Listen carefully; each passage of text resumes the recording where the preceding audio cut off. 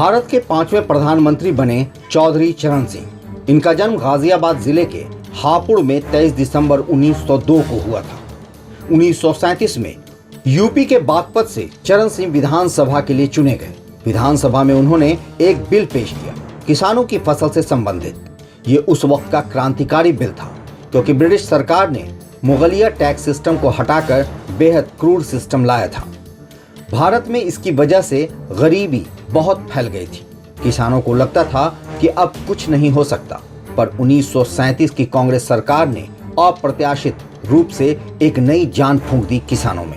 1940 में कांग्रेस बड़ी ऊहापोह में थी कि ब्रिटिश सरकार के खिलाफ आंदोलन छेड़े कि नहीं। छोटे स्तर पर व्यक्तिगत सत्याग्रह की शुरुआत हुई।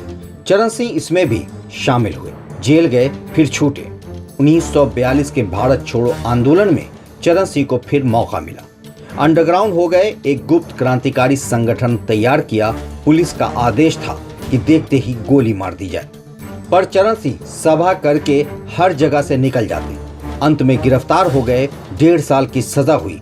जेल में ही उन्होंने किताब लिखी, शिष्टाचार। आजादी के बाद चरण सिंह ने कांग्रेस से ही चुनाव लड़ा। 1952, 1962 और 1967 की यूपी विधानसभा में जीते भी।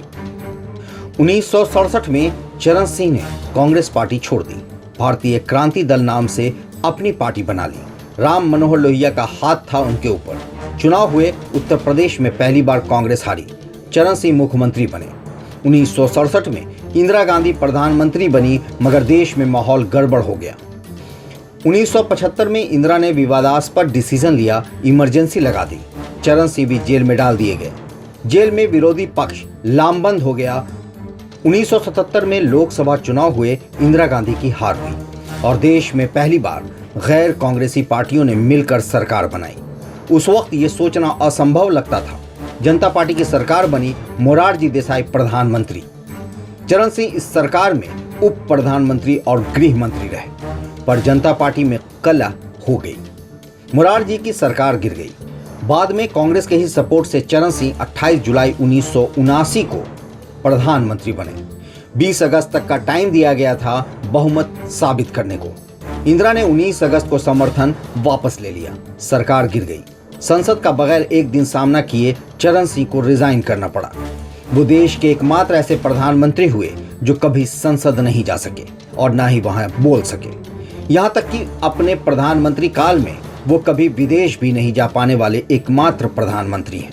प्रधानमंत्री रहते हुए चरण सिंह कोई फैसला नहीं ले पाए थे, पर वित्त मंत्री रहते हुए खाद और डीजल के दामों को कंट्रोल किया।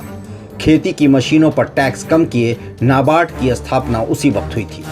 29 मई 1987 को चरण सिंह का निधन हो गया। चरण सिंह के बेटे थे अजीत सिंह, जिन्होंने राष्ट्रीय लोकदल पार्टी बनाई थी। इनकी इसी साल मौत हो गई। अब उनके बेटे यानी चरण सिंह के पोते जयंत चौधरी भी राजनीति के मैदान में आ गए हैं। बिहार इन शॉर्ट से मैं शादाब मलिक। अगर आपने हमारे YouTube चैनल को सब्सक्राइब नहीं किया है तो जरूर कर लें। फेसबुक पेज को लाइक करना ना भूलें।